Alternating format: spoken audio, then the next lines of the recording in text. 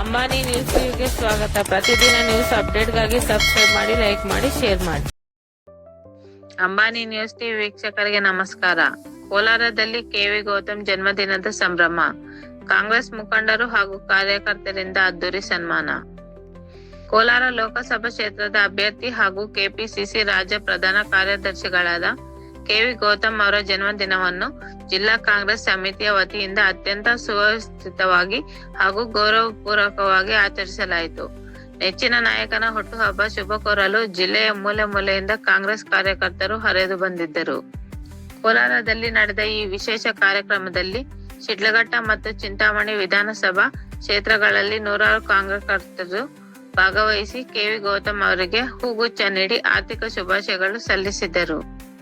ಈ ಸಂದರ್ಭದಲ್ಲಿ ಪ್ರಮುಖ ಆಕರ್ಷಣೆ ಎಂದರೆ ಚಿಕ್ಕಬಳ್ಳಾಪುರ ಜಿಲ್ಲಾ ಕಾಂಗ್ರೆಸ್ ಸಮಿತಿಯ ಕಾರ್ಮಿಕ ವಿಭಾಗದ ಜಿಲ್ಲಾಧ್ಯಕ್ಷರಾದ ಕೋನಕಪಲ್ಲಿ ಕೋದಂಡ ಅವರು ಕೆವಿ ಗೌತಮ್ ಅವರಿಗೆ ಸಾಂಪ್ರದಾಯಿಕವಾಗಿ ಶಾಲು ಹೊದಿಸಿ ಅತ್ಯಂತ ಗೌರವ ಪೂರ್ವಕವಾಗಿ ಸನ್ಮಾನಿಸಿದ್ದರು.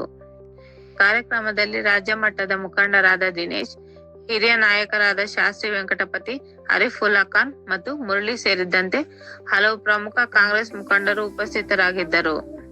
ಶಿಸ್ತು ಮತ್ತು ಸೌಜನ್ಯಕ್ಕೆ ಹೆಸರಾದ ಈ ಕಾರ್ಯಕ್ರಮವನ್ನು ಕಾರ್ಯಕರ್ತರಲ್ಲಿ ಹೊಸ ಉತ್ಸಾಹವನ್ನು ತುಂಬಿತು. ನೆಚ್ಚಿನ ನಾಯಕನಿಗೆ ಶುಭ ಕೋರಿದ ಮುಖಂಡರು ಅವರ ಮುಂದಿನ ರಾಜಕೀಯ ಭವಿಷ್ಯ ಉಜ್ವಲವಾಗಲಿ ಎಂದು ಹಾರೈಸಿದರು.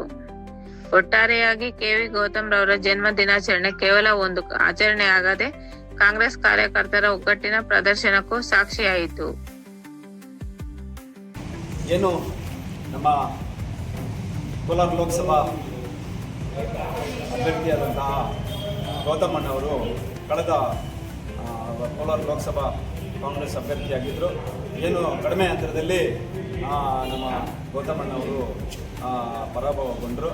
ಏನು ಈ ನಿಟ್ಟಿನಲ್ಲಿ ನಮ್ಮ ಲೋಕಸಭಾ ಪಕ್ಷದ ಅಭ್ಯರ್ಥಿಯಾಗಿ ಮುಂದಿನ ಚುನಾವಣೆಯಲ್ಲಿ ಕೂಡ ಗೆಲ್ತಕ್ಕಂತಹ ಸಂಭವ ಇದೆ.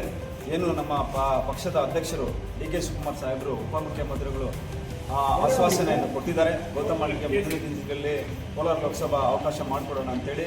ಅದರಿಂದ ಎಲ್ಲ ಕ್ಷೇತ್ರಗಳಲ್ಲಿ ಶಿಡ್ಲಘಟ್ಟ, ಚಿಂತಾಮಣಿ ಮತ್ತು ಕೋಲಾರ, ಮಾಲೂರು, ಮುಳಬಾಗಲು ಎಲ್ಲ ಕ್ಷೇತ್ರಗಳಲ್ಲೂ ಒಳ್ಳೆ ವಾತಾವರಣವಿದೆ. ಅದರಿಂದ ಮುಂದಿನ ದಿನಗಳಲ್ಲಿ ಕೋಲಾರ ಲೋಕಸಭಾ ಅಭ್ಯರ್ಥಿಯಾದಂತಹ ಗೌತಮಣ್ಣನ ಗೆಲ್ಲಬೇಕು ಅಂತೇಳಿ ಈ ನಿಟ್ಟಿನಲ್ಲಿ ಕಾಂಗ್ರೆಸ್ ಪಕ್ಷದ ಮುಖಂಡರೆಲ್ಲರಲ್ಲಿ ನಾನು ಮನವಿಯನ್ನು ಮಾಡ್ತಾ ಇದ್ದೀನಿ.